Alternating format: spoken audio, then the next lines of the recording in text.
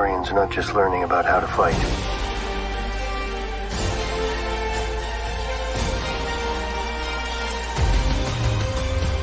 You also have to know how to navigate the galaxy.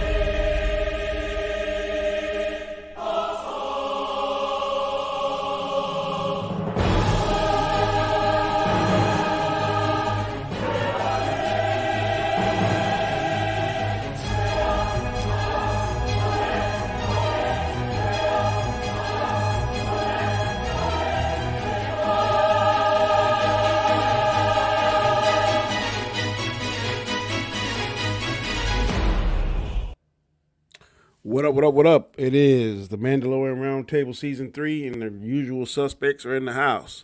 I am your host, Comet Chat, and today we have with us Mr. Chris Knight, the Austinator, and Shifty. What's up, fellas? How y'all doing? What up? So, life always happens, and because life happens, we're not able to do this on a regular schedule, but when we're able to do it, we try to double up and double down to make sure that we get the content to you and express you our opinions and our points of view. So this episode, we'll be doing 2 episodes. This show, we'll be doing episode 3 and episode 4. A lot of criticism has gone towards episode 3 for saying that it's boring, and I've heard all kind of stuff. It's just beyond belief what I've heard. But that's your right. That's your opinion to feel where you feel. But today we're going to express ours. I'm going to go ahead and start first with episode 3. What is your overall opinion of it? I'm going to start with Shifty. Go ahead, sir. Awesome bookend scenes with Mando and Bo, but that couldn't save the Kids Bop version of Andor stuck in between those bookends that lasted entirely too long and should have been, broken up between, going back to see what's going on with Bo and maybe giving us a little bit of what's going on with Moff Gideon. We still haven't figured out what's going on with him yet. It was just too much focused on a side character. And, it wasn't compelling at all. Okay. Mr. Austinator, what are your thoughts on episode 3? All right. Honestly, this episode, I did not care much for it. Basically, for a lot of the reasons that Shifty said, I felt like the Cushing stuff, which I'll get more into my negatives about, I thought was just kind of boring. And it didn't really do, I kind of agree with you, Danny, that it might be, it's kind of setting up stuff, but I feel like there was just a better way to do it. The Mando stuff was solid, I guess, but otherwise, I just thought this episode was not necessarily a nothing burger, but I would say it was just, I couldn't really care. I just didn't care for it. Okay.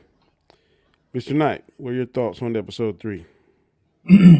I'm kind of like you, Danny. I don't think that I don't really understand the full issues with it. Yes, I understand it for like 2 different episodes, but it was supposedly. It was one episode. What I heard was since they got crap about the Mando episodes in Book of Boba Fett, they saved the dogfight and the end of the episode from the previous episode and just had that book in the Pershing episode. Supposedly, the Pershing episode, that was just going to be the whole episode. Wasn't the name of the episode The Convert, right? Yeah. Yes. Okay. All right. Go ahead, Chris. Continue. But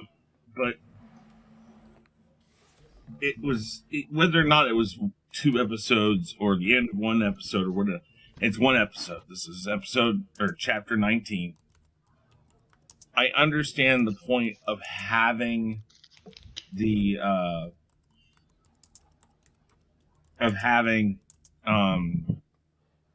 the doctor in this, and we know that somehow that's going to tie into more cloning. We have that going on in the Bad Batch. I saw a lot of correlations to what Mandalorian did and Bad Batch did, because Bad Batch showed the Rock on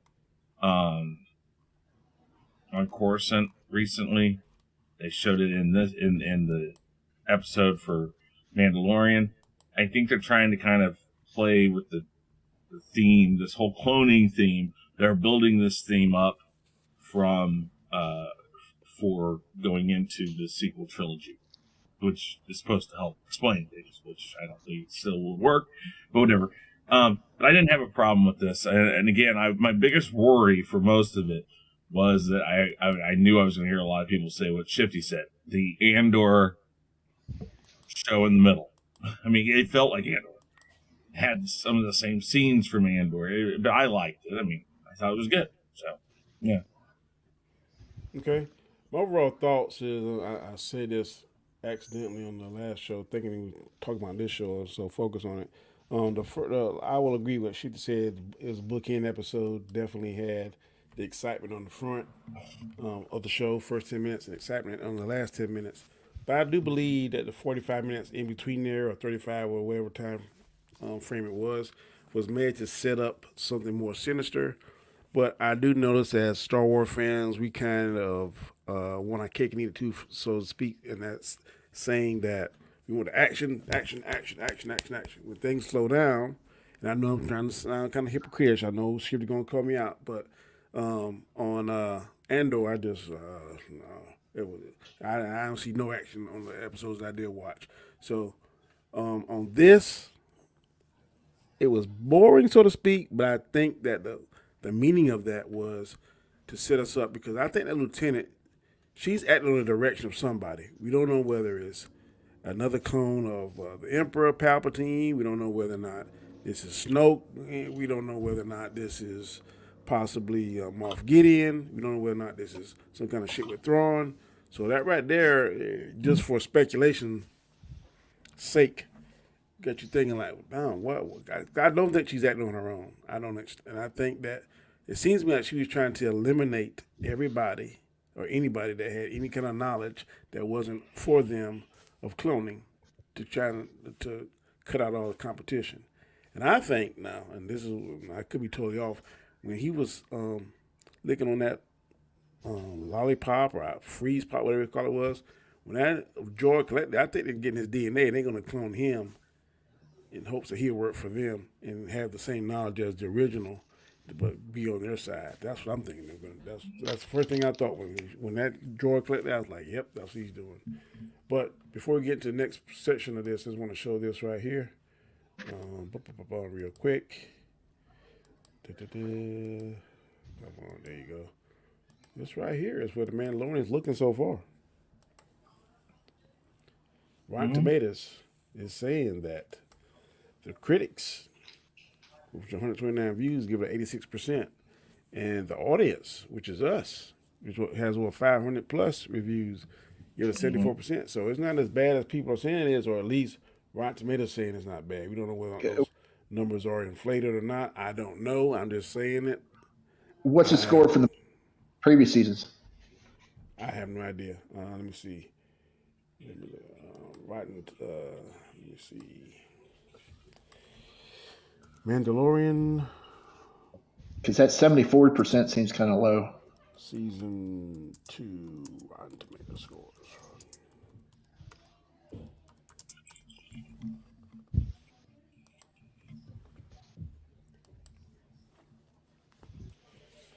Oh, it's much higher.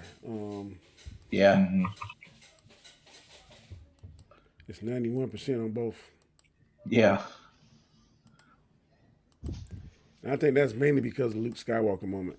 That really boosted that up. I don't know. This season's been kind of wonky so far. Let me see what season 1 was.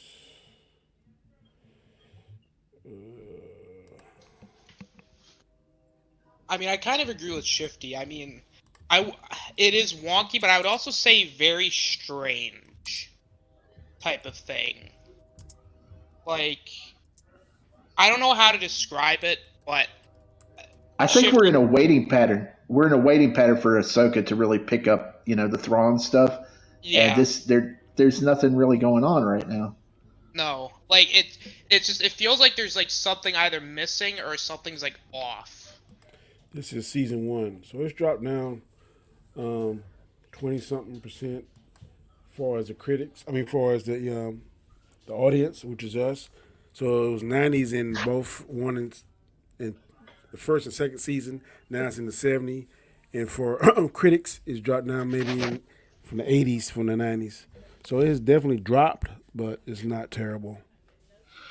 Not terrible. I think because it's early on in the season, if they were to pull out like another Luke Skywalker moment, which we know there are several they could, if they were to pull another one out, that will shoot back up. LDG, I definitely got it. Thank you, sir, man. I appreciate it. I sent you back email responding. Thank you. I did get that information. I'm sorry to keep bugging you, bro, but I don't know why. At a certain long length of time, like my computer just deletes stuff. So, but thank you again. I appreciate it, brother. No, I didn't get you anything. I'll be back in a minute. What did we like about this episode, or episode 3? What did you like about episode 3, Chris Knight? Again, I liked Andor, so I liked the Andor aspect to it. But yes, it had a lot. I think it was interesting to follow the Doctor around, get that stuff in there. I did like seeing so the Bo-Katan thing is some people might think, oh, why did she go so 180 on her thoughts? I think what she saw in the pool changed her mind because she knows the meaning of that to her people. And those things going on, I think that really explains why she had this really big change. Now, will that stay? I don't know. We'll find out. But I don't know. I like the feel of it. I definitely like the battle, the space battle and everything going on there. It kind of had a feel of Empire Strikes Back when they're going through the canyons on the asteroids. I really liked that feeling. And we saw a lot of different stuff. Their ability where Mando and Bo-Katan work well together, those things. I like all that. Yeah. Okay. Austin, what did you like about this episode, or episode 3? So, with this episode, I like the dog fight at the beginning. I mean, it's a dog fight in Star Wars. It's about to be. It was just a lot of fun seeing the destruction of the castle and just overall, it was fun. I mean, there's really nothing else. Like, I haven't seen this episode since it's been like a few days to a week. So, the dog fight was fun. Bo-Katan's character development and arc throughout the series, I think, is pretty enjoyable. Especially her trying to adapt to this new almost new culture of sorts with the Mandalorian culture that she's not really used to, type of thing. Because when they go to the armorer, she's like, Bo-Katan, you're part of our thing now. And then she's like, I don't know if I want to, because then I gotta remove the helmet. And she's like, well, did you remove your helmet since Mandalore? She's like, no. And then the armorer's like, all right, well, then you're part of us now, type of thing. So her learning to adapt to this new way of life with the Mandalorians, I think, is kind of interesting. So it's intriguing to see where that will play out, I guess. I guess maybe towards the end of the Cushing stuff, I thought was intriguing, especially with the double cross, which I felt was kind of predictable. But seeing the machine that was originally used to torture people, and then they're like, "Oh no, this doesn't torture you," and then because now the New Republic has it, and then him being killed at the end, I thought was like, oh, okay, I could see what they're going for with that. Other than that, that's really all I liked. I thought for the some of it was solid, but I have a few negatives, so that's all I got. Okay. Chris, what were your likes about it? Already asked me. Oh, I'm sorry. Shifty's turn. Okay, Shifty, what were your likes, sir? The fantastic dogfight opening. That might be one of the top in Star Wars. Period.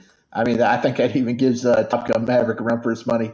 If you take the actual crazy. plane foot, you take the actual plane footage out of it. Factory out of it. It was great. I mean, come on now. You had. So if you take the most important element of the Maverick dogfight out of it, then it becomes better. Listen. You didn't have Maverick ejecting. The emotion of Maverick trying to fight them things. They only had an inferior craft. You didn't have Maverick dropping out of the ship, landing into the other ship, and then taking off, and then getting in the battle, and then saying, "Go this way, then go that way." And that was like the best dogfight in Star Wars period I think we've ever seen. Name me a one. That was it. That was top tier right there. Fantastic stuff. I named one already. What? On the asteroids in Empire Strikes Back, it was basically a recreation of the close walls and the way that they shoot. I mean, it was good. Don't get me wrong, it's good. It's just I don't know the way Mando got into the ship there. That was just you, Deej. Badass. Bo getting accepted in the guild. That was cool. I like seeing more life on Coruscant. That's always neat. I like the housing quarters that they put Pershing in because I think that's the same set that they used for Cyril and Andor, except it was filmed from a different position. Andor is the best thing going. I've got to talk about it. I like that shot of the decommissioned Star Destroyer. We thought it was going to be something else in the preview, but it was decommissioned and all that. That was neat. Also, that big monkey ape-looking dude on the train, Nindroid gave him the name of Philip. I like that guy, and Nindroid has a theory that he's putting a team together. He was neat looking.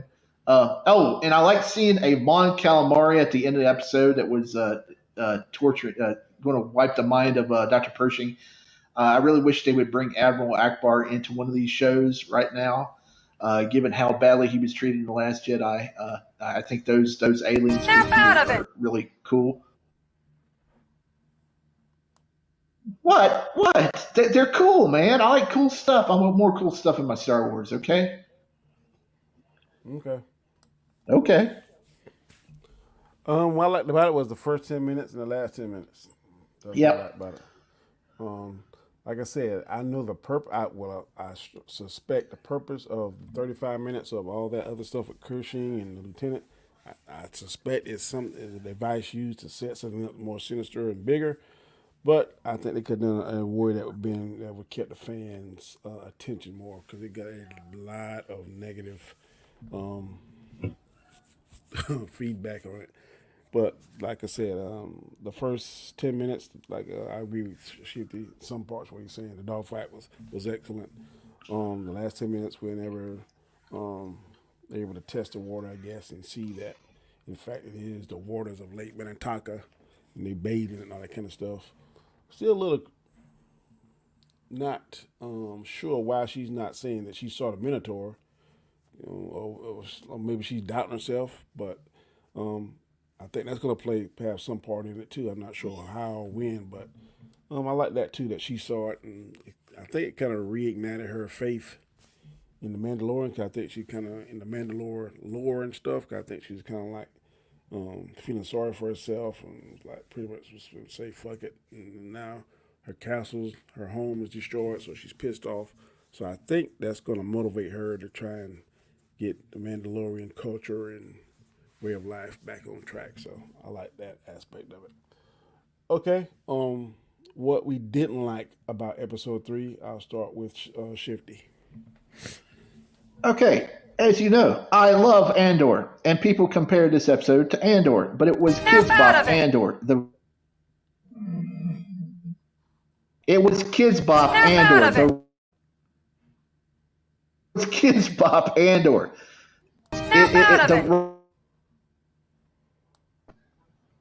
The writing wasn't on the level of Andor. And it drug on for 45 minutes. It was bad. It was. I mean, I'm not saying that the story they told would have been a bad choice. I just think it didn't have the writing to support it, and they could have went back and forth between Mando and Bo, and then back to Pershing, and then to some other person. They could juggle storylines in Star Wars. We just found that out in the last episode of Bad Batch. Let's see. Oh, the fair music that they played when they were at the fair. That was pretty annoying music. Didn't care for that. That's about it. It's just they spent entirely too long on that story with Pershing when they didn't need to. They could have did it quicker or jumped back and forth. Okay. Unless, like Danny says, there's more to it than what you're seeing. Well, there could be more to it than I'm seeing, and there probably is, but they didn't need to spend that long on it because the writing wasn't there to carry it. I don't think it was. Wait, Shifty, I need to be corrected here in this way. Show me the TV episodes that you've done how it should be done. Yes, I don't have to say that all episode long. Thank you, Chris Knight. Thank you. No, you watched Andor. You know how good the writing is on Andor compared to I this. felt like I was watching Andor. It just was a little weird because it's in the middle of a Mandalorian. What you just said is one of the most insanely idiotic things I have ever heard. At no point in your rambling, incoherent response were you even close to anything that could be considered a rational thought. Everyone in this room is now dumber for having listened to it. May God have mercy on your soul. Hey, am I on? Listen, let me say something. The first episode of Andor, don't cut me off now. The first episode of Andor, they had two scenes back to back. When Andor meets the dude coming up from the mines, and then they go back to the first scene introducing Cyril. Those scenes, I rewound and watched them 3 times each because the dialogue was so darn good in it. All right, there was no dialogue even on the level of that in this episode. And it went on for 45 minutes. It was Kids Bop Andor. It was bad. Yeah, well, that's just like your opinion, man. No, I don't know about that because there's a lot of stuff going in there where you can tell she's goading him to continue his programs. Chris Knight, and there's something more to it. Of the There's nail. something more to it. Okay. Perfect. It's got the feelings of something happening, but it doesn't have the words. Oh, goodness. Anyways, continue. All I can say is whenever I see this Star Wars and the producer is Shifty on the bottom, I'm going to be like really critical of that particular episode. It better be flawless, perfect. It better have me engrossed the whole whatever minutes it is from start I don't need to be finish. produced. Tony Gilroy exists. Okay. Alternator. Yes. What are your dislikes? All right. So my dislikes, it's kind of what Shifty said. Not about the Andor stuff, but I just felt I agree with Shifty in the sense of I feel like they spent way too much time with Cushing or whatever his name is. Pershing, sorry. Yeah, the Pershing stuff was really boring. I mean, I kind of see where you're talking about, Danny. Like, it probably is going to set up to something a bit, like, it'll probably pay off in the end, but they shouldn't have spent that much time on it, especially in the Mandalorian episode, because they spent, like, over 30 minutes, and a lot of it is just them walking around and him, basically, and then the yellow travel biscuits and other characters that we don't really see again other But than the travel biscuits, they paid that off. Well, yeah, I mean, they did, but the yellow travel, listen, if there's one thing we could take away from episode 3 is the yellow travel biscuits. I thought it was full circle when he said that's what he liked, and then as she's destroying his brain. As long as they don't throw a Soylent she's eating the damn travel biscuits. Actually, as long as they don't throw in the That's part cool. where they go, the yellow travel biscuits are people. Yeah. Hey, there's one thing that I don't think we mentioned here that they did that was pretty cool. They showed us that the New Republic isn't really that much better than the Empire in some degrees because, they're sitting there mind wiping people, there at the end of the episode. So that's not cool. I don't think that they intended to do like she did. She went. No. She's like David Banner in the live action when he just put it on like 1,000,000 gigabytes, whatever the fuck it was, and it went like 100 million, and that's why he became the Hulk. That's the shit that I saw. If it was going to be done properly, with anything, if you use the internet properly, it's a wonderful tool. If you go in there and do that fool stuff, then it's crazy as shit. That's mind wiping stuff.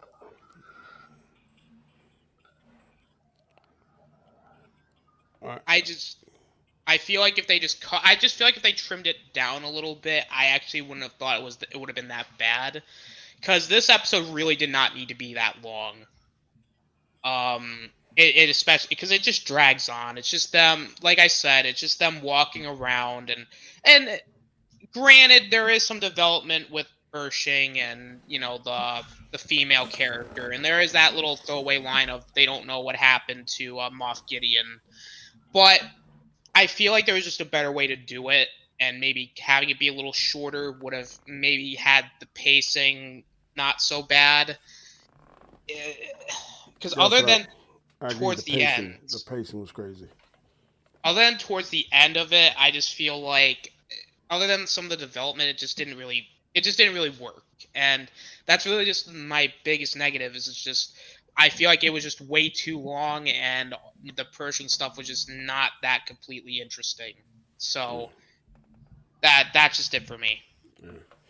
I'm gonna go next with the likes, dislikes, and I agree with what Austin said. I think the pacing, maybe you can put some of the blame on the writing too. Maybe it's not captivating like we would like it to be, but I think the pacing. I think if they would have chopped it up, maybe went back and forth between the dogfight and maybe that kind of like how they did with what really kind of teed me off with the Phantom Menace was that I was interested in seeing Darth Maul fight Obi-Wan Kenobi and Qui-Gon, but they went back and forth between that, and then Prince Amidala was trying to get into 4 different things. Yeah, so I was really interested in seeing the fight mainly, but I think they should have had the dog fight be the primary thing we're ready to see, and then kind of go back and forth and do like that. If they would have chopped it up a little bit better and edited a little bit better, then I think we'd been fine with this episode. But for whatever reason, Favreau chose to give us all that. So I'm just assuming, and you make assumptions sometimes, you make an ass of you and me, but I'm assuming and I'm hoping, fingers crossed, that Favreau thought process was, I'm going to give this story to meet the lion's share of the time, but it's going to set something up big off. So maybe sometime we've seen in movies that something that looks unimportant in this particular portion of the movie or this particular movie has great importance once we see the payoff. So I'm hoping he's using some of that MCU stuff that he did when he was over there and bringing it here. So that's only hope I have for it. But I can answer did not like the pacing, like Austin said. Pacing was terrible. I can answer the whole, like what you said with the going from Queen Amidala to the fight and going here, going there, going up into all of that actually came from Marcia Lucas, George Lucas's wife, because when they redid the original Star Wars, that's where that type of pacing came into place, because they watched that movie and the original cut was so dry and impersonable, and when she went in to recut it, they quickened the pace. They did a lot of the wipes, dissolves, moving from one spot to the next. While this is going up on the Death Star, this is happening on Tatooine. That was something she really helped create. And George Lucas reused the idea multiple times throughout his trilogies. And since Disney's taken over, it's like they've kind of gotten away from that. Hey, we can have multiple things that have to do with the same thing, but switch as we go along to keep that pacing up. Because too much talking, too much this, too much that at one time is pacing. It is a lot in Return to Jedi now that I think about it, because they were thing on Andor, the space battle, and then they had Darth Vader fighting Luke up there. So they started that. If you watch it, it's done a lot, and that's something that Marsha Lucas, I think Marsha was her name, Marsha Lucas did in the original one, that he liked how it was redone, and so many people responded very well to the pacing, the way that they made it come to you. And did I do my dislikes? I can't remember. It's your turn now. I really didn't have too much. I will agree to an extent on the doctor part. It was too telegraphed, too easy. You knew what was happening. You knew he was being set up. And going back to that whole Andor stuff, I don't think Andor would have made it that apparent. They would have at least tried to. They would have tried to cover their tracks a little better. Yeah. I mean, he knew. He should have known. I mean, I think he was suspicious of it, but he just didn't. Yeah, it was a little too obvious. So, but I didn't hate that. Like I said, I'm starting to see some correlations going on with right now the Bad Batch and the Mandalorian, especially with the Coruscant scene. So, anyway, that's about the only thing. The telegraph playing in the Dodger scene. So, that's it. All right.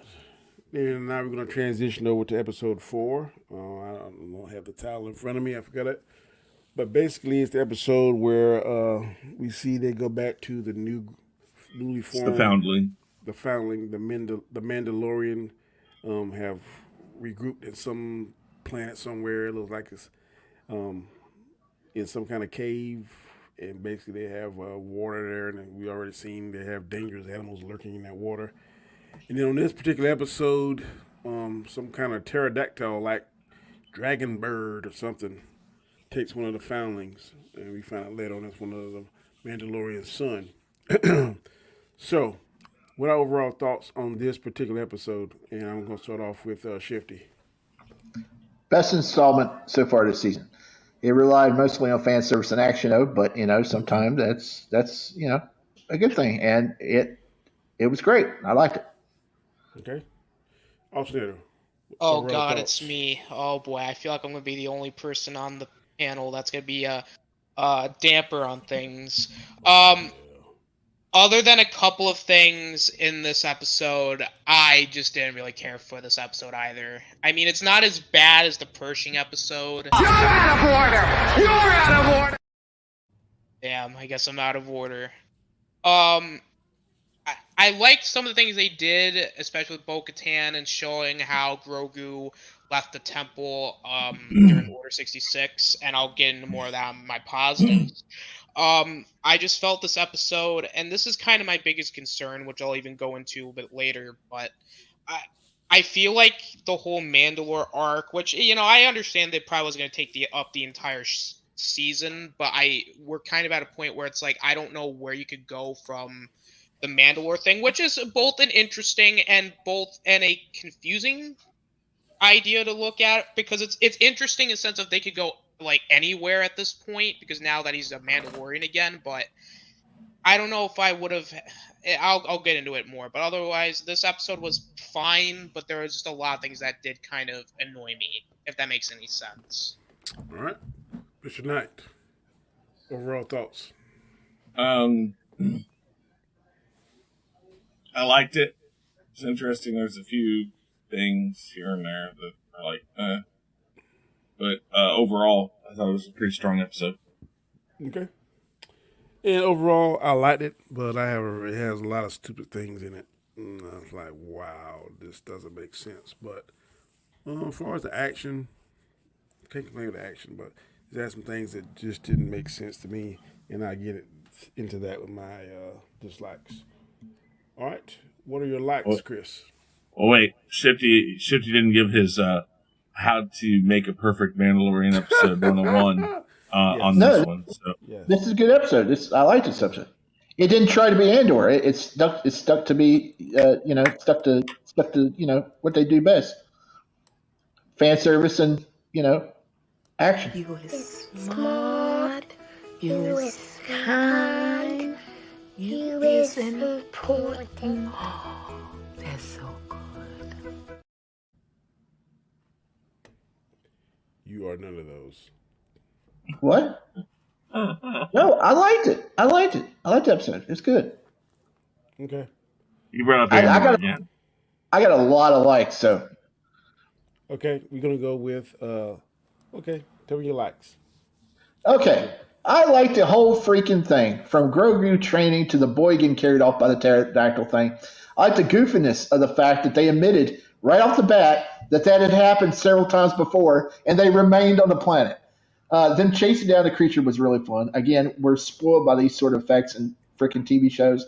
It's blowing my mind what we're getting here on Disney Plus and in Game of Thrones. I mean, this is mind bending stuff for like a 12-year-old shifty. This is incredible stuff we're looking at. I like there's always a bigger fish moment as well when that croca turtle came up and grabbed that pterodactyl thing. That was great. I understood that reference. But the best moment of the show, and I jumped up like that meme of Leo DiCaprio from Once Upon a Time in Hollywood where he's pointing at the TV with his beer. When the big revelation came around that the sabered hand, Kelleran freaking Beck of Jedi Temple Challenge was the one that rescued Grogu during Order 66. That was great. If it couldn't be Mace or some other Jedi that we already know, to give Ahmed Best another shot at Star Wars, regardless if you think that Jar Jar was a terrible character or you think that it was the media that pushed the backlash back then, it was nice that he got another shot to come in and do his thing, and I hope we see more of him. I hope we see who he handed the child off to, because I still think he handed it off to Hondo, and Hondo that was Hondo's men in the first episode of Mandalorian where they were guarding him in that complex. But I want to see more of him, Kelleran Beck in the Mandalorian. He's cool. All right. Snyder, where are your likes? Well, I'm going to kind of piggyback off of Shifty on that last point. The Ahmed Best thing with Order 66, I thought that was I actually personally think that's really cool because, I'm in the camp because I am a prequel fan. I don't think Jar Jar was that bad. I agree he was annoying, but he wasn't to the point of bad to where, we should bully somebody. You know what I mean? So it was nice seeing Ahmed Best getting a little bit of redemption and having that cool little Order 66 moment with him using the two lightsabers and he's kicking ass. That was cool. I will admit that was cool. The progression of Bo-Katan was nice too. I liked how at the end she's like, hey, can I, instead of getting the symbol that I have on both, can I have one that's mine but also the is it called a mythosaur? The thing she saw in episode 2, it was Mythosaur, I think it's the name of it. Mm-hmm. The mythosaur. I thought I was like, oh, okay, that's kind of neat. Makes sense, especially with what happened in episode 2. What else did I like other than the Bo-Katan stuff and that? Some of the action towards the end and having Vizsla, I believe his name is, kind of getting a little bit more of his development. Where it's revealed that the kid that was kidnapped was actually his son. I thought that was interesting too, and just overall, there were some good things. There's also some things I just was not necessarily. There's some not necessarily bad things, but there were just some things that were kind of had me scratching my head, what type of thing. So I'll get into more of that in my negatives. But other than that, those are just my positives. All right, Chris, what'd you like about it? I liked the progression on the hunt for the creature. I thought say what you will. I know a lot of people are going to say, "Oh, so look, they're making Bo-Katan take over the episode." I think she's just she's showing that she's been doing this sort of thing a lot longer than anybody else did. These people have been set aside, outcast, and they don't try to get out with people. Now that they're on this planet by themselves, they don't have experience with these things. Bo-Katan, instead of taking her jetpack and using all her fuel, jumps in her plane and says, "Here, this is how you do it." So she's kind of teaching them, and I think she's doing that because she feels, again, there's a connection going back to the Mandalorian lore that she's reconnecting with herself. This is something that's very deep into her roots as somebody who's part of the royal family from Mandalore. So she knows, or she at least blames herself for Mandalorian falling, and here's this group of people helping her get back in touch with those things. So I think this is a way of her basically saying, "I'm going to help you.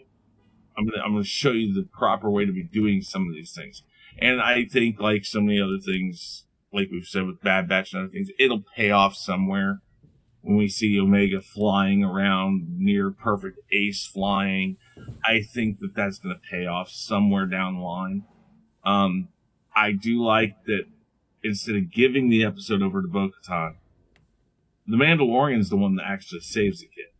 He's the one that gets a hold of the kid at the very end. So it is still him. He's still showing that he has abilities to take care of things. So it was a good mix of everybody showing, "Hey, I can do this, I can do this." They're all working together pretty well here. I thought that was interesting. I did like the bigger fish, though, like Shifty said. That was a very fun little reference, little Easter egg. But there's a lot of things like that.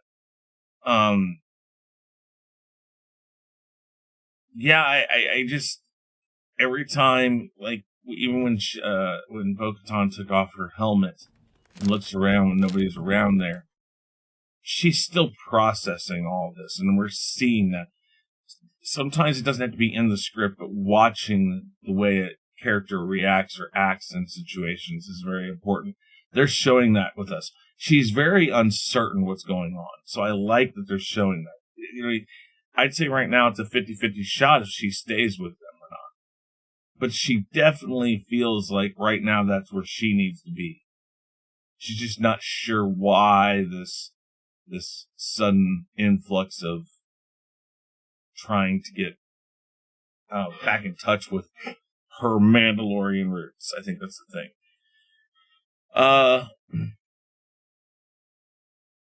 Any chance Yoda meets Grogu? Probably not, unless they retcon it. But yeah, no, those are my likes.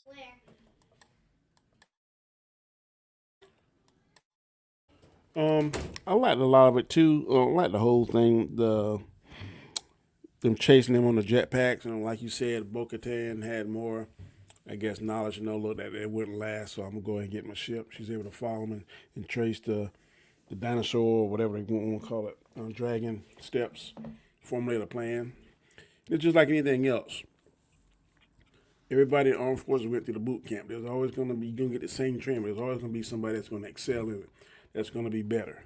So all of them are Mandalorians, but she is born and bred into that.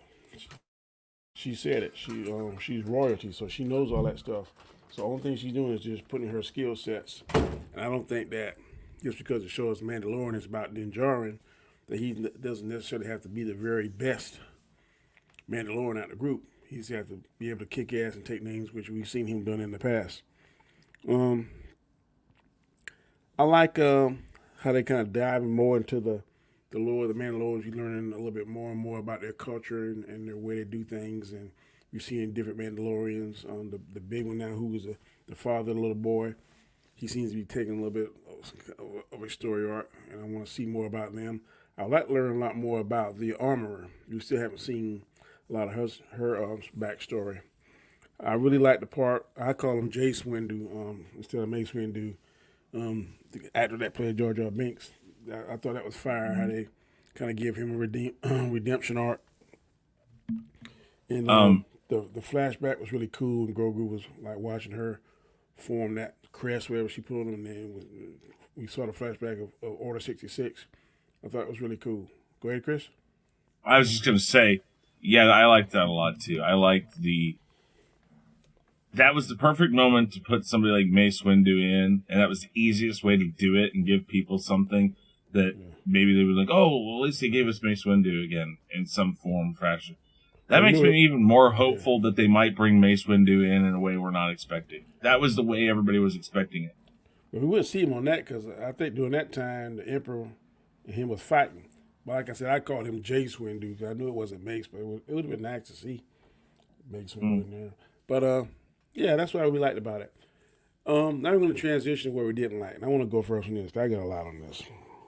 Okay, to me, it didn't make sense that this thing stole, let's just say, my child at 10 o'clock in the morning on Wednesday. I'm not going to wait the Friday morning to attack. Like they came back and formulate, because I'm thinking this thing is going to eat it. I'm going to eat this thing as soon as possible. I know some people say, well, how did he survive? And I said to myself, and then somebody said earlier that it was the armor that preserved him. The same way I guess armor preserved Boba Fett. So I'll give you that. The armor preserved him from being the stomach acid of that bird or whatever. But that didn't make sense. To me, what didn't make sense too is that all their jetpacks seemed to run out of fuel at the same time. And we all know, all four of us on this got cars, and we get in the car right now and drive. Someone's going to go farther than others because someone's going to have more or less fuel in the tank. We all not going to stop at the same distance. And I was like, that didn't make sense to me. Also,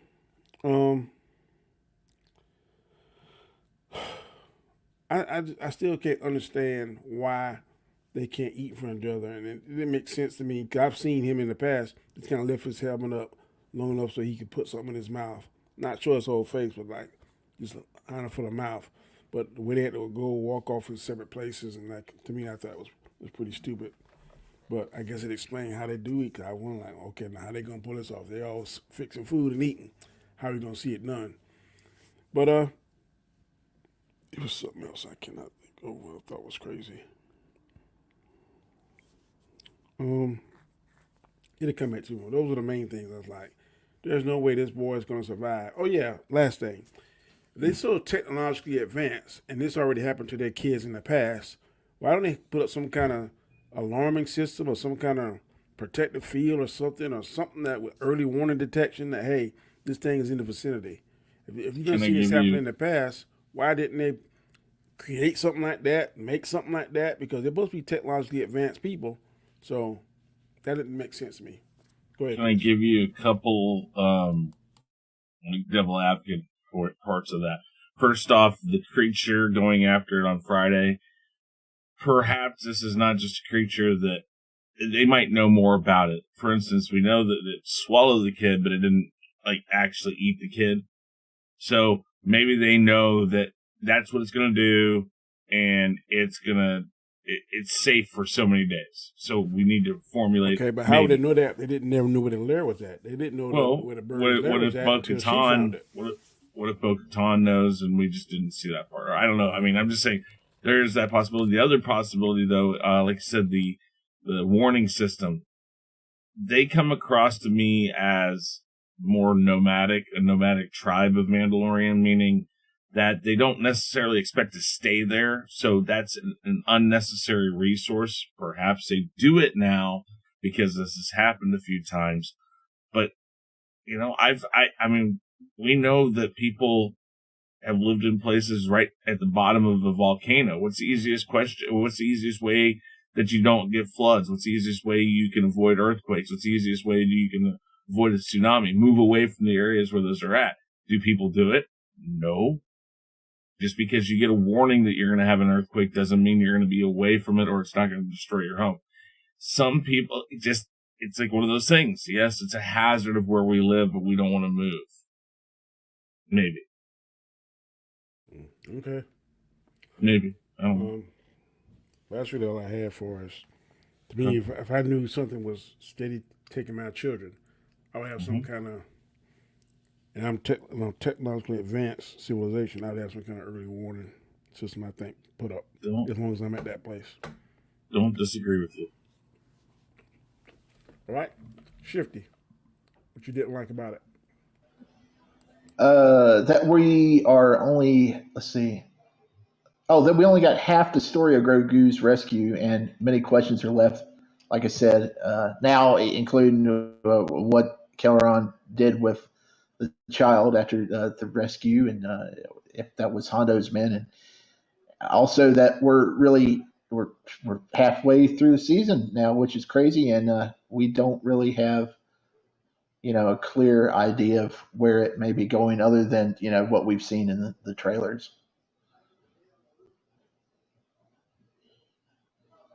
Okay, Austin, what are your thoughts? Yeah, so my main negatives with this episode is that there was just a lot of like weird and very confusing. Like, it's just a lot of it is just very coincidental, like Danny said, like how magically all their jetpacks magically don't work. Like, I just felt that was just a very coincidental thing that's just like, did really, like, okay, like I could have ignored that. But then they're saying, oh, well, this bird that we're supposed to be facing, we're supposed, like, oh, this has happened before. I'm like, wait a minute. So you mean to tell me this has eaten Mandalorians before? I don't know. I just feel like that was just like a very weird thing to bring up. I didn't really care like, also Viz Vizsla, like, so we find out that the youngling that was kidnapped by this bird is his child, and instead of showing like concern at the beginning, he's just like he's just calm, collected. Maybe that's just him, I don't know, but then he's immediately like, oh my god, he's alive, he's my son, and he's reckless when he's at the nest. I'm like, I understand, but at the same time it just feels weird. And also, I gotta talk about this. So at the beginning, where Grogu is fighting this youngling with the $50 Walmart Mandalorian helmet, where you have to shoot 3 darts to win.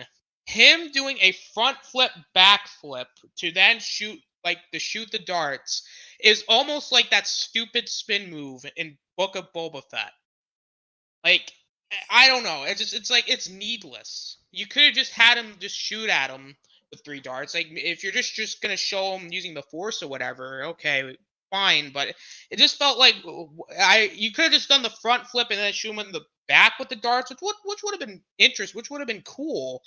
But to just do 2 flips to shoot him in the front is just like, it was unneeded. And that's like a nitpick for me, at least. What is your major malfunction, numbnuts? Didn't Mommy and Daddy show you enough attention? No, they showed me Book of Boba Fett. Be very careful with the next thing you say. Alright, I'm gonna try and do this to the best of my ability then. I would say the last negative I really have, because other than like those major coincidental problems, and I thought the whole them bringing back the baby birds, I was like, them saying, like, I guess it may have been a joke looking back on it, but saying like, oh, we brought you some foundlings, so I'm guessing like, okay, maybe they're gonna bring him to eat them or something, because I thought about the screaming goats in Thor when I saw them. Yeah, that reminded me of Primal, the dinosaurs coming off the boat. Maybe, okay, yeah. But I do kind of see where you're coming from, Danny, because yeah, I kind of agree that they do kind of remind me of those like goats. I don't know if they're going to be a reoccurring thing or if this is just going to be a one-off, but I just felt like, why would you even keep them? Because you saw what that bird did to the other Mandalorians. Like, unless you're gonna like maybe train them or eat them, I don't know. It just didn't really make sense to me. And my final really negative is, and I'm gonna kind of agree with Shifty here. It's because I wasn't here for the second episode of the roundtable. I'll kind of just give you my brief thoughts on. There just really isn't any direction. And I understand that the Mandalore thing was not going to take up an entire season. I get that. But I feel like that could have been maybe your first half, maybe have a bit more build up to it, because like going back to Mandalore is a big deal. But then it gets resolved in the second episode, and I'm like, unless they're going to go back to it with, Moff Gideon, it just feels like there's really no direction. And maybe that'll be resolved in the next episode. I don't know. But I feel like they need to kind of figure out where they're going soon, because we're like at the halfway point, and it just feels like we're kind of, which the other, like last season kind of did this too, where it's like, the first half of it was kind of slow. I wouldn't say directionless, but it was just kind of slow, and which this season's doing the same thing, and that's fine, but they do need to pick up in the second half. So those are my negatives. Okay. Mr. Knight, what are your negatives, sir? I really don't have a ton. I mean, I think maybe just the way that, a little bit, I'm on your side with the thought process. I wouldn't have waited. Maybe they were waiting to make sure that they knew where, because Bo-Katan comes back and says it's here, it's this far of a journey, we can't fly in, we can't use our jetpacks. There's a few things that make it so that they get there on Thursday and they go after it Friday morning. So is that like is it Wednesday this happens, Thursday they travel, Friday they go? I don't know. I could just see. Go ahead. I don't know if I would have waited the night. They like went to bed that night, slept. Oh yeah, we'll get. I think maybe it was my child or one of my people. When I got there and I had to walk the distance to get to the place, I would try and climb that mountain and try to surprise him at night. I think you'd have better success at night versus day attack. But just me, my thought process. No, I don't disagree with that. I will say that the whole, like, the sound of the rappel or the grapple hooks and stuff, that wouldn't have made noise in the canyon area like that. I mean, everything makes noise. Because didn't they shoot him through the nest? Well, yeah. Portion of the nest? Know. Yeah, there were a few of those issues. What was the other one that I had?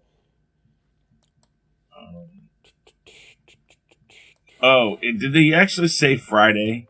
We'll go on Friday. I don't think they did. I just okay. Yeah, no. And that's the thing. If they did, because I didn't remember, and when you said it that way, and I know you were just giving context to the days of time for time period. It would bother me if they did that because, well, keep reality out of it. I don't need Fridays, Saturdays, and Sundays. I know they do it occasionally. It's like, don't they have a different name for it? I never see them use days like that, so I don't know. Yeah, I don't know. Anyways, do they use star dates? I know Star Trek does. No, that's Star Trek, but I'm sure that they have. Well, they have BBY, before the Battle of Yavin. Yeah. They've got those things, so they're similar, but I hear them say like a day. So they say a day, like a day's ride or 2 days ride. I've heard them say something well, like that. They're called cycles. Yeah, and in cycles, Andor, that's right. Andor, they had a big clock on the prison wall of how many days they had left on their sentence. So they had that. No, so I don't think they ever actually say days. I just think it's cycles and different terminology. But it clicks or something like that. It's two. There's clicks. Yeah. I think there's stuff like that. Yeah. But I think, like you said, the nitpicky thing is just the 2 days thing. Yes, if your kid's there, I don't disagree with your thing of a warning system too. Or here's the thing: we've got this cave. Why aren't we training in the cave? I mean, is it just big enough for the kiln and all that? Is that all it is? I mean, are these guys sleeping out on this beach every night? If that's the case, they should be getting picked off like pieces of candy. Ammo into the water. I mean, yeah. I don't know how these weapons charge or how they are powered, but they're just shooting into the water and using all the fire. I know that fire got to have some kind of fuel or something to ignite it. So, how do they restart? Yeah, so there's little things like that. I'm with you on. It's kind of whatever. There's little things, but other than that, no, I liked it. All right, we're gonna go ahead and give episode 3, the first episode, the one that had the long, I don't know what you want to call it, storyline involving the Doctor. What grade do you give that, Austinator? Do you want grades for both episodes? No, I'm gonna do it one at a time. First. Okay. Yeah. So for episode 3, I'm gonna give it a D because I just feel like there was just too much of the Pershing stuff, and while there was some decent things in the episode, I just feel like the pacing of it and it was just a little too long for my taste. So it's a D from me. All right, Shifty, your grade. For the Mando stuff, I give it an A+++++, but for the overall episode, it's a D. All right, Mr. Knight.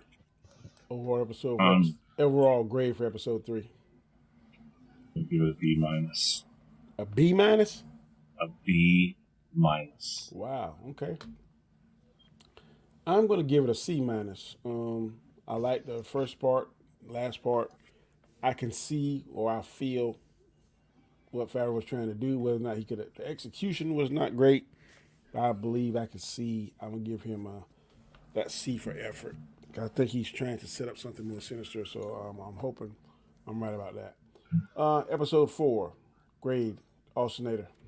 Oh God, it's me. I'm gonna give it a C-. I liked it more than last week's, but I just feel like there's just some. Oh no, actually, you know what? I'll bump it up. Oh. No, I'll stick with C-. It was fine. I mean, I just think there was just a lot of things in it that just kind of not necessarily annoy me, but just things that just made me go, that doesn't make a lot of sense. But I mean, it was fine, but but like I said earlier, they do need to pick it up with this next half, which I do think they will, because knowing the history with season 2, I think that the first half's gonna be slow and this half's gonna be solid or good. So I'm just hoping it picks up after this. So C- for me. Okay, Chris, what's your grade? Did you give your grade for the 3? Yeah, give it a C+. What was it again? C-. Oh, that's right. Yeah, okay, I'm sorry. Yeah. The second episode, I'm going to give it a B+. Okay, B+. Mr. Shifty, what is your grade, sir? Earth to Shifty. He's what is your JJing it. Yeah. Oh, hey, how's it going? I'm hovering between an A- and an A. I really enjoyed it, and it's mostly because of the Keller and Beck stuff. I really hope that this earns him a second season of his show on YouTube or wherever it originally aired, because that was pretty cool. Okay, good deal. And I'm going to give this a B+ as well. Like I said, some of the things didn't make sense to me, why I kind of knocked down some of the grades. But it was very interesting. I was not bored by this episode at all. Just some of the things didn't make sense to me. But I'm going to go ahead and give what our predictions, where we think it might go to, and then from there we get up out of here. Predictions, Austin, you got any where you think the season is heading to? Because I think we only got, 4 more episodes? The only thing I could maybe give you is I do think we're going to maybe know more about what happened to Grogu after Order 66. I know, like they said that Moff Gideon will probably be showing up next episode, so I think Moff Gideon's going to get involved somehow. I really can't tell you as of yet about what's really going to happen, because there's not a lot to go off of right now. I do think we're going to see some more development with Bo-Katan. Grogu's probably going to get some more training. Like, that's really all I can say right now. Okay. I can give you a bit more of an idea when we get to next episode, but right now it's just general stuff. Understand. Chris, what do you think going to be over? We see coming up in the future?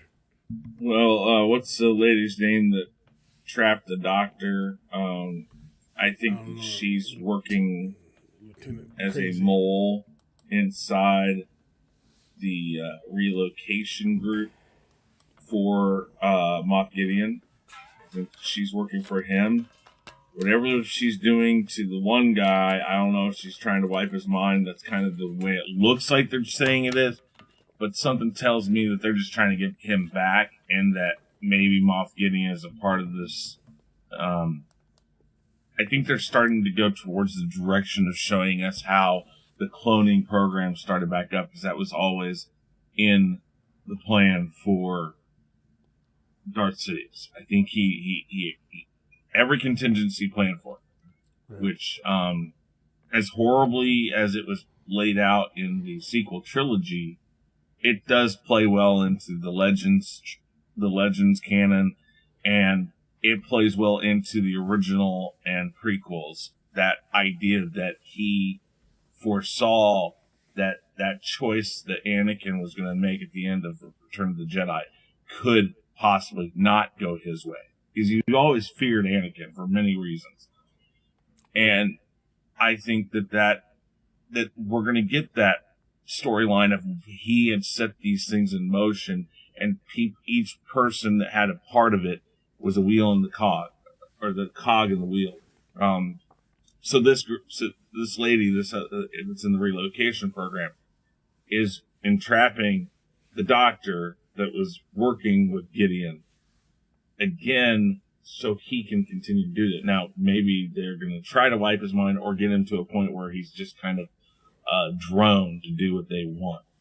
Or maybe, as Shifty said, possibly they clone him and they keep his knowledge, but they just, again, a drone, do this and it gets done, those types of things. I think that is the direction we're going. So, yeah. Shifty, predictions. Well, I think they're going to get the memory chip or whatever for IG-11, because we saw that shot of the droid cantina. We haven't seen that episode yet. We haven't seen the episode where the Mandalorians returned home to Navarro. I think they're going to rescue the town from the pirates and take back their old base underneath the city. I'm trying to think of some other scenes there's some scenes that we haven't seen. The Asian X-wing pilot dude, we haven't seen him yet. In the I don't know if that was a scene from a former season or that was in the trailer, but we see it in the opening to this roundtable every week. So he may be in one of these episodes coming up. The last two episodes, the next episode in the 2021 and 22 is two different directors, but Rick Famuyiwa is going to be directing 23 and 24, so that's obviously going to be a two-parter. So I think Gideon's going to get busted out of jail in that one, because if he escaped already, we would have heard about it. So probably that's going to happen there. I think the girl that we saw kill Pershing is going to do that, and we may see Thrawn in the finale setting up Ahsoka somehow, because I think who's going to bust Gideon out? It's got to be Thrawn. I think we're going to see Thrawn definitely somewhere in this. I'm not sure where or how. I think Moff Gideon has not done his last devious deed. I think he's telling that lieutenant what to do, whatever her name is, and maybe she's kind of eliminating the threats, eliminating the people that they've few that has betrayed their cause. So I think that's what we're going to see more of. And not sure how that's going to tie into Mandalorian, but I think definitely going to see all that. Well, this concludes the roundtable for the Mandalorian episode 3 and 4 from season 3. We will be back hopefully this time next Sunday for episode 5, and we'll be appearing on Disney Plus Wednesday night. I think it starts out at 3 a.m. Eastern Standard Time is when you can see it. So, before we got to here, Chris, you're going to be on, you say, the weekly wrap-up in about an hour and 45 minutes? Yep, about an hour and 45 minutes. We're going to be doing the weekly wrap-up. After that, at 11 p.m. Eastern Standard Time, guys, check it out. We're going to have the Name That Tune Showdown Spectacular. That's going to be the 4 champions that had made it to the finals, including the grand champion of this season of Name That Tune, which was Shifty. And Deej will be going up against each of them. I have surprises. I have shakeups. I have all sorts of crazy stuff planned for tonight. Stay tuned. Wrestling theme music? No. Wrestling theme music? No. No. Oh. Though I had thought about throwing stuff like that out there. So, yeah, sorry. Shifty, what you got going on? I know, of course, you're going to be on that. Yeah, I may try to stop by the weekly wrap up. I don't know. I've got some things to do, but I may stop by. Thanks for having me. Thanks, Chris, for having me on the last roundtable.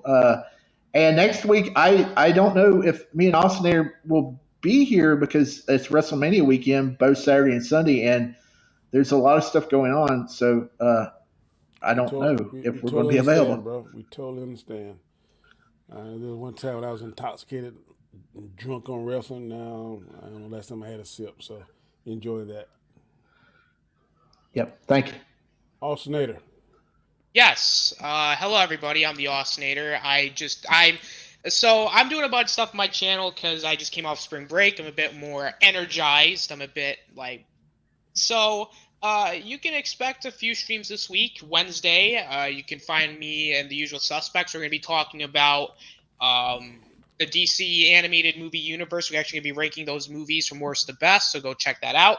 Thursday, good old wrestling makes a return because it's WrestleMania season. So it's usually me and Shadowhunter, sometimes Deshaun. We are going to be talking about we're going to be discussing what we think is going to be happening at WrestleMania both nights, and NXT Stand and Deliver, and maybe some reviews of those shows when they happen. And Shifty, if you want to come on at some point, you are more than welcome to. Okay. Yeah. Okay. Sounds good. I have a bunch of stuff going on, so if you guys want to subscribe, go ahead and do so. I'm also on these roundtables usually, and I'm also on the Hangout on Wednesday. So Danny, thanks for having me on. This was fun. Not a problem.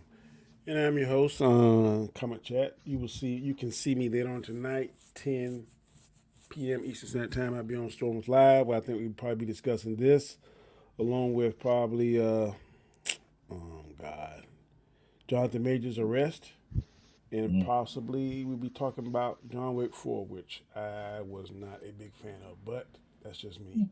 But thank you all for coming. We appreciate the 10 people. We had 10 people at one time in the chat. That included DJ Odyssey, David Quintana, Guy Scar, Dandelion Fluff, H.T. Basel. Who else we had?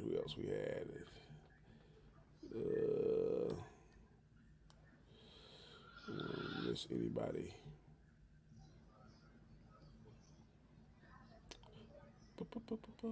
LDG, thank you, sir, for coming by. Appreciate it. And I think we had one more. I don't want to miss it, but I guess we didn't. But thank you all for coming by. We definitely appreciate it. And you will see us here hopefully next Sunday, same bat time, same bat channel. But until then, take it easy and later.